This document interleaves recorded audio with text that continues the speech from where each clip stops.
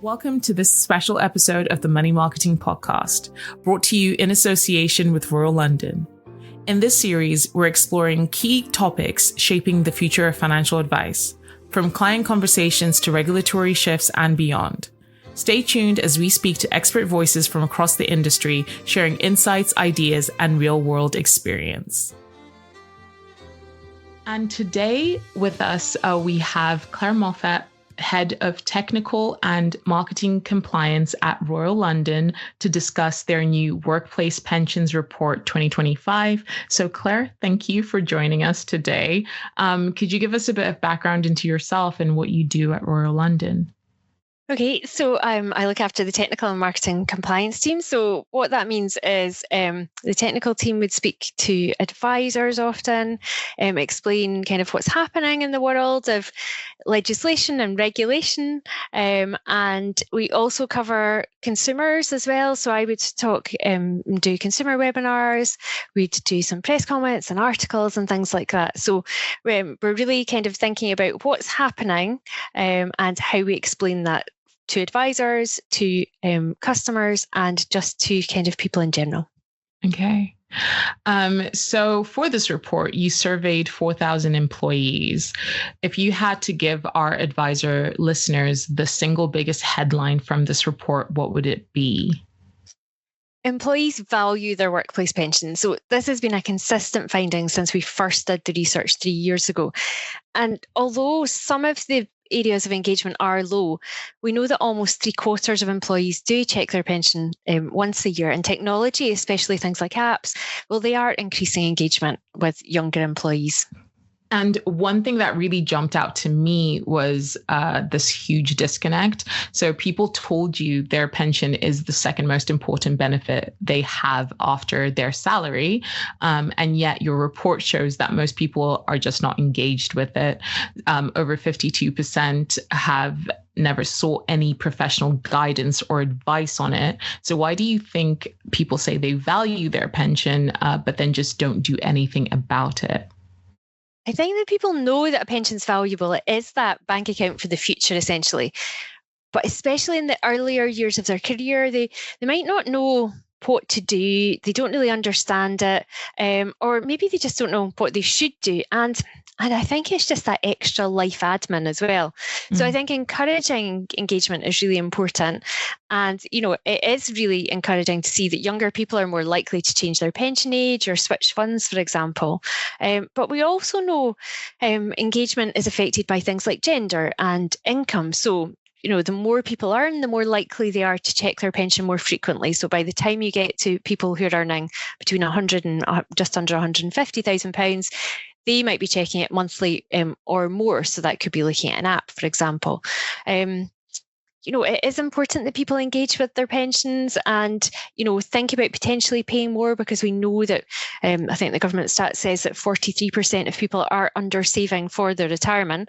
And that does then mean that as people get into their 40s, 50s, maybe they've got a really healthy pension pot, and that could be the time that then they engage with financial advice.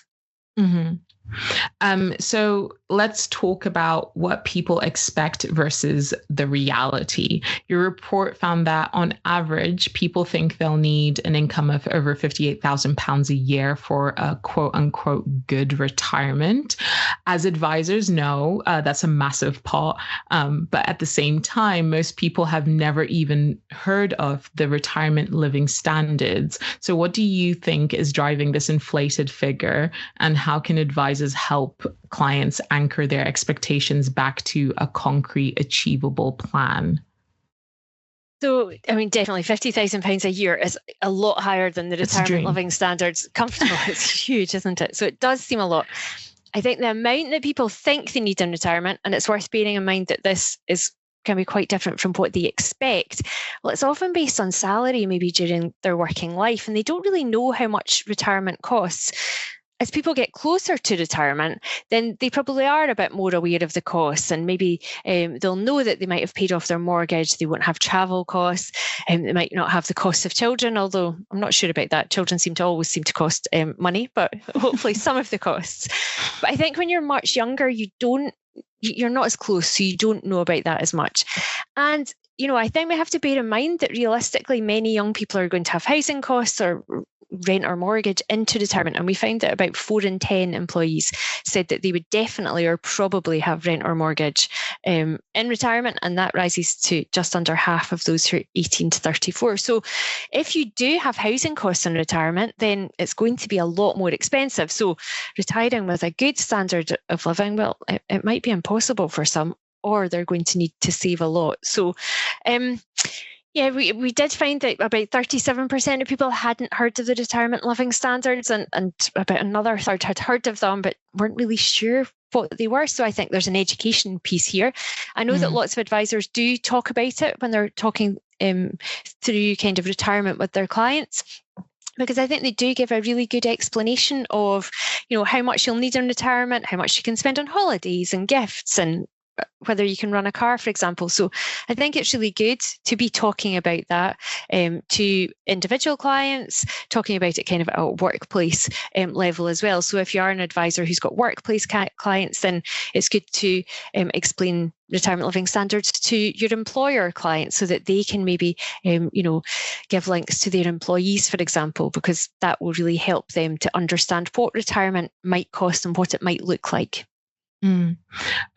So is there anything that advisors can use to kind of ground those expectations potentially? I think for advisors with individual clients, this is all part of what they do, isn't it? So it's kind of looking at what a client or clients, or, if they're in a couple, are doing now, but also what they want their future to look like, what costs they have now. But that explanation, face to face, explaining how things like pensions work, working out whether more can be paid in, then, it shows that advised clients do have a real advantage because they've got that person explaining how things work and how they can achieve goals that they say they want to have in retirement.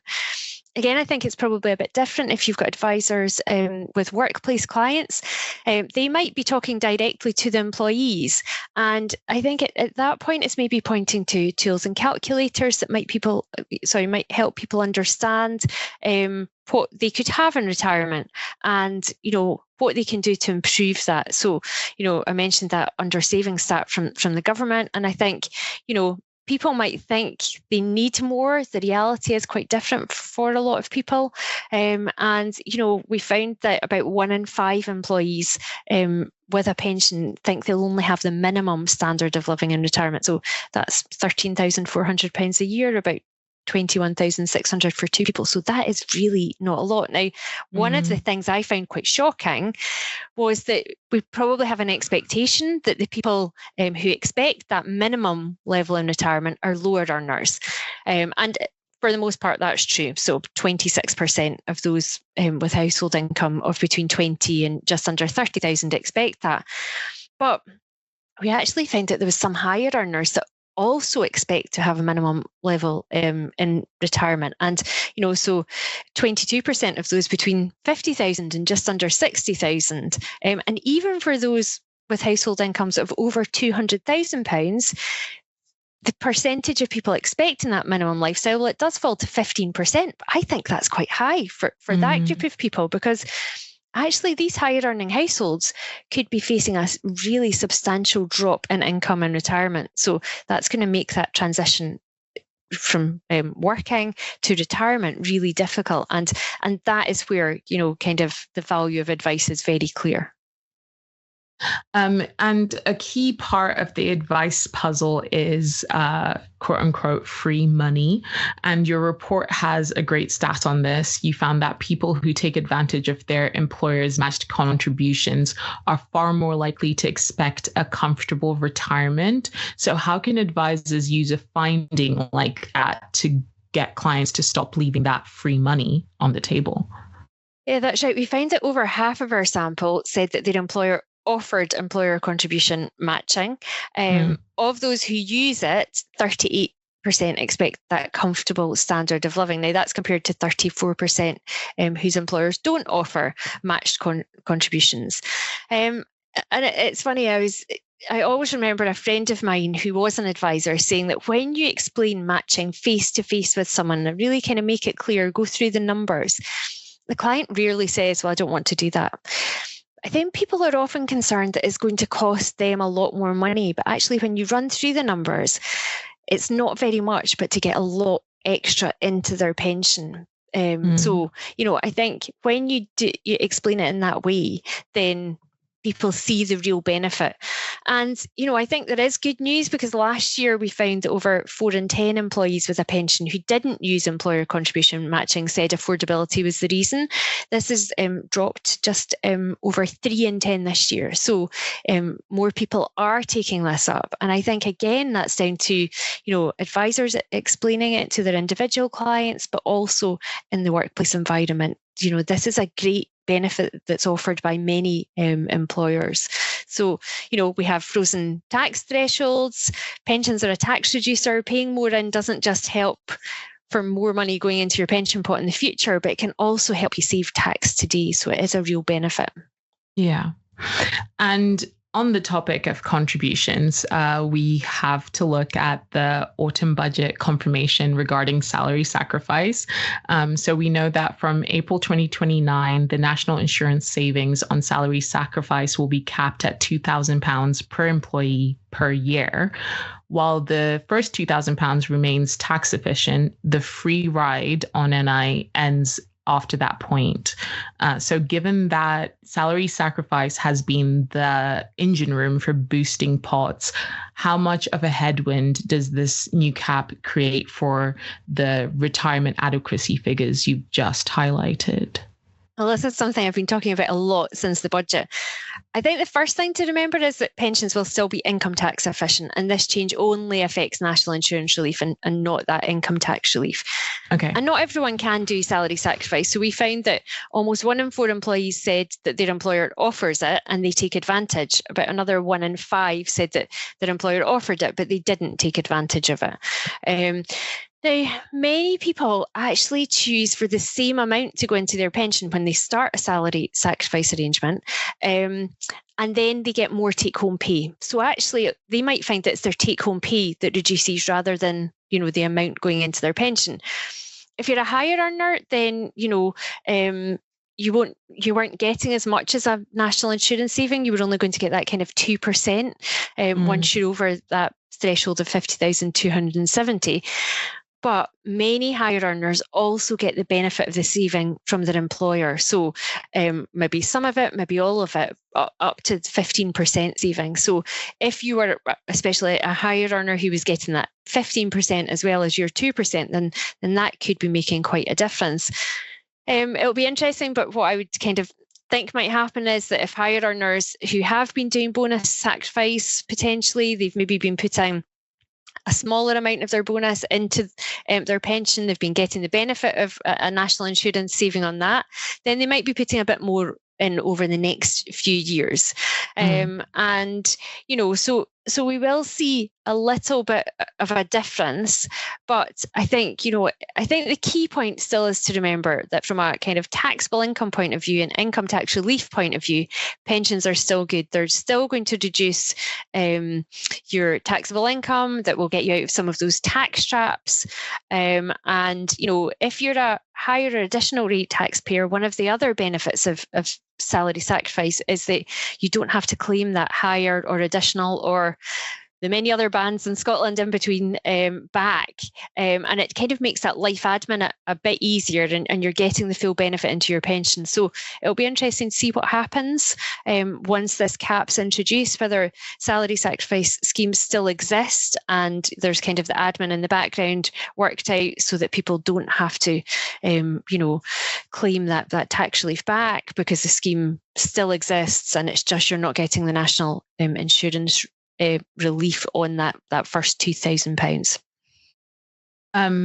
The report really does show the power of advice. You found that people who do get advice are much more likely to take action, like switching funds or making one-off contributions. So for our listeners, what does the report suggest is the biggest barrier stopping that other 52% from picking up the phone to an advisor in the first place? Well, there was a strong link between income and seeking advice or guidance. So 8 in 10 of those earning £200,000 or more a year had sought advice or guidance. but 6 in 10 of those on kind of 60,000 to just under 70 had looked for advice. And when you started going much lower than that, then again, kind of fewer and fewer people were taking advice. The more engaged people are with their pension, the more likely they are to seek advice and guidance. Now, for some people, they just won't have enough in the way of assets for full financial advice. And they probably don't have the need for it yet. And we might see with the introduction of targeted support, and more education, then that could really help this group. Because what we want to happen is for people to understand their pensions, to build up those pots, so that later on they do take financial advice. And I think the more employers and pension providers can do to help with tools and calculators and financial education, the better. There is a significant minority who are making decisions about their pensions without any support. Now, that's even in, people who could really benefit from financial advice. So I think it's about making clear the real benefits of financial advice, the fact that advisor is going to look at the rest of your life, your goals, your objectives, what you want to do, possibly beyond your life as well, thinking about what you want to happen after your death, for example. But also, and I think it's really crucial, the non-financial benefits of advice. That having a trusted financial advisor to help you at tricky times when there's perhaps a bereavement or there's market turmoil or just that kind of regular catch up to make sure that your plan for retirement is still on track is really important. Having that person to turn to who kind of takes on all of that responsibility is really, really important. So I think it is about highlighting the benefits of financial advice. Definitely. And we have all heard of clients with the shoebox of old pensions. As you just said, some people just aren't getting that advice. So your report found nearly 6 in 10 people, 59%, have never transferred a pension. It appears that the main reason is simply inertia. People are just happy to leave it or not sure how to start. How can advisors help clients overcome the "I'll do it later" feeling? Yeah, and that is, there's a really scary figure from the Pensions Policy Institute that shows that there's something like 3.3 million lost pension pots in the UK worth over £31 billion, which is a huge amount. And that would kill me. Often, I know, it's scary. Often when I meet people and they find out what I do, they're like, "Oh, I've got lots of pensions. I must do something about that."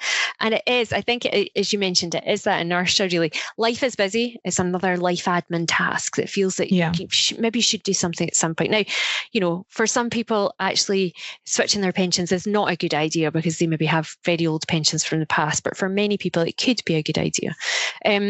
What's interesting is that almost half of people who have sought advice or guidance in the last year have transferred a pension, and around the same amount have also changed their pension funds. So again, when people take advice, they are willing to make changes, and that's because someone's explaining the process and the benefits of the process, and why they should do it.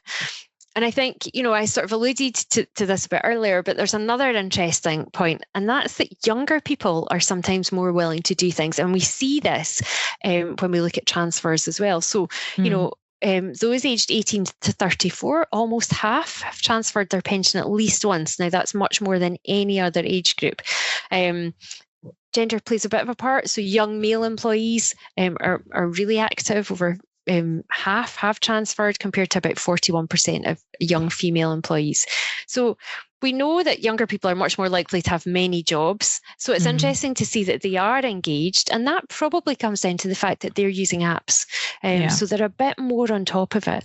And, that's happening before we've got the pensions dashboard. And the hope is that people, when they can see all of the pensions that they have, might be encouraged to do a little bit more and to think about whether transferring is a good idea for them or not. So just looking ahead, we've got the new pension schemes bill, talk of megafunds and simplifying the system. Based on what your research has found about how confused people are, how big a deal could these reforms be?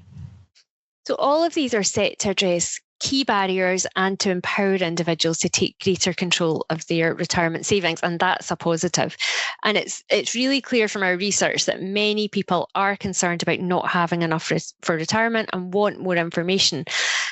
I do a lot of work with consumers in general, not just Royal London customers, and people are confused. But I think there's never been more demand for knowledge. So I think this is all happening at a good time. And just to give an example of that, with my colleague who's our consumer finance expert, Sarah Pennells, we deliver consumer webinars. They're open to anyone, and people can ask questions in advance. And, on one of our webinars, we've had over 1,200 questions asked in advance. Now, these can be on anything, not even related to the topic. It could be about defined contribution pensions, public sector pensions, transfers, death benefits, tax, state pension. I could keep going on. But I think that just shows an example of the demand. And I think having this kind of these different things that are happening to try and make things a bit simpler is coming at the right time to deal with that demand we've got, and that knowledge that people have that they have to do something about their retirement themselves. So I think there's a real opportunity for employers, advisors, providers to overcome these kind of existing challenges and to encourage engagement. And that's all going to, better support the retirement outcomes for today's workplace pension savers. Finally, Claire, if an advisor listening today could take just one key takeaway from this report to use with their clients this week, what would it be? I think to help workplace clients explain more about the benefits of workplace pensions, especially if there's any matching schemes. I think if you've got individual clients, then getting them to check what workplace benefits they have and having that conversation face to face, explaining how they work and what it will mean for their future.